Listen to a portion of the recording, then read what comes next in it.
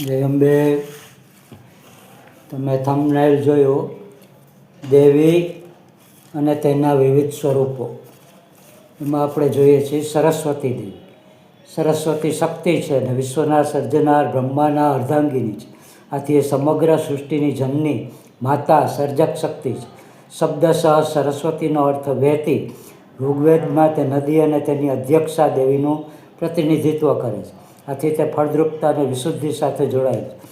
તેનું વર્ણન કરતાં કેટલાક નામો જોઈએ તો શારદા, સાર આપનારી; વાગીશ્વરી, વાણીની અધિષ્ઠાત્રી; બ્રાહ્મી, બ્રહ્માની પત્ની; મહાવિદ્યા, સર્વોચ્ચ પરમ જ્ઞાન વગેરે. અહીં જોઈ શકાય છે કે પછીના પુરાણ કથા શાસ્ત્રીય સાહિત્ય સરસ્વતીની જે વિભાવના વિકસાવી છે તે રજૂ થઈ છે. રૂપકાત્મક રીતે લેવામાં આવે તો વહેતી વાણીનું પ્રતિનિધિત્વ પણ કરી શકે.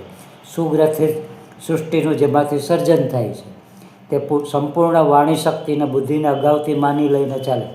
આ દેવીને બધા જ્ઞાન, કલાઓ, વિજ્ઞાનો, હાથ કારીગરીના અન્ય કૌશલ્યોનું માનવીકરણ માનવામાં આવે. જ્ઞાન એ અજ્ઞાન રૂપી અંધકારનું વિરોધી છે. આથી તેનું વર્ણન વિશુદ્ધ ધવલ રંગવાળા તરીકે કરવામાં.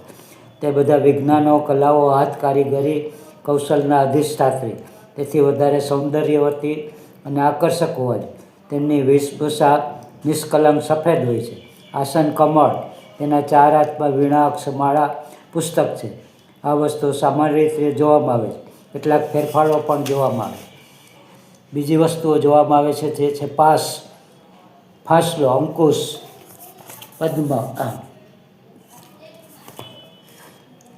ત્રિશૂલ, શંખ, ચક્ર વગેરે. કોઈ વાર તેને 5 મુખ અને 8 હાથવાળા પણ આલેખવામાં. 3 આંખો, નીલકંઠ પણ અસામાન્ય છે. તેને દુર્ગા અથવા પાર્વતીનું સ્વરૂપ કહેવામાં આવે છે. તેમના કોઈ વિશિષ્ટ વાહનનો અલગ રીતે નિશ્ચિત કરવામાં આવતો નથી, પણ તેના પતિ બ્રહ્માના વાહન હંસને તેની સાથે સામાન્ય રીતે સાંકળી લેવામાં આવે.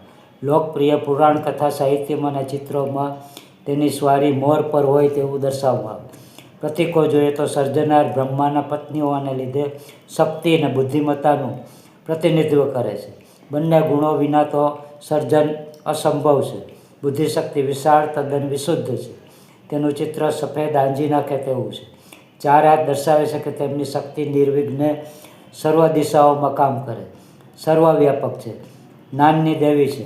ડાબા હાથમાં પુસ્તક છે. બિનસાંપ્રદાયિક વિજ્ઞાનોના વિસ્તારનું પ્રતિનિધિત્વ છે. ઉચ્ચ લાગણીઓ, ભાવનાઓ, ઉર્મિઓનો સંસર્ગ પામ્યા વિનાના હૃદય વગર માત્ર બૌદ્ધિક ભણતર શુષ્ક બની જાય. વીણાવાદન કરતાં દર્શાવવામાં આવે છે. લલિત કલાની કેળવણીની જરૂર દર્શાવવા માટે. બધા આધ્યાત્મિક વિજ્ઞાનો અથવા તપ, ધ્યાન, જપ સહિત યોગનું પ્રતીક છે. ડાબા હાથમાં પુસ્તક છે. જમણા હાથમાં માળા છે. આધ્યાત્મિક વિજ્ઞાનો અને બિનસાંપ્રદાયિક વિજ્ઞાનનો બોધ કરાવી રહ્યા છે. વિજ્ઞાનનો પ્રથમ પ્રકાર મહત્વ. મયુરને સુંદર પીછા દ્વારા આભા સાથે જગતનો અર્થ સમજવાનો.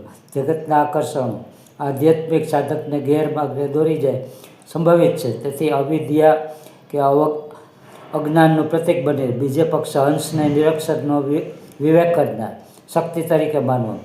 આથી તે વિવેક, શાણપણ, સાચું ખોટું પારખવાની શક્તિનું પ્રતીક બની રહે. વિદ્યા અથવા પરાવિદ્યા એ જ મોક્ષ આપી શકે, પરંતુ તે છતાંય બિનસાંપ્રદાયિક જ્ઞાનની સૂચક અવિદ્યા વિજ્ઞાનો અને દુનિયા કલાની ઉપેક્ષા ન થવી જોઈએ. વિજ્ઞાન દ્વારા આપણી ભૂખને તરસ સંતોષીને પછી આધ્યાત્મિક વિજ્ઞાનો દ્વારા અમરતા મેળવી. આ સત્યનો બોધ કરાવવા માટે જ મા સરસ્વતીએ મયુર અને હંસ 2 વાહનો સ્વીકાર્યા છે. અસ્તુ. જય અંબે.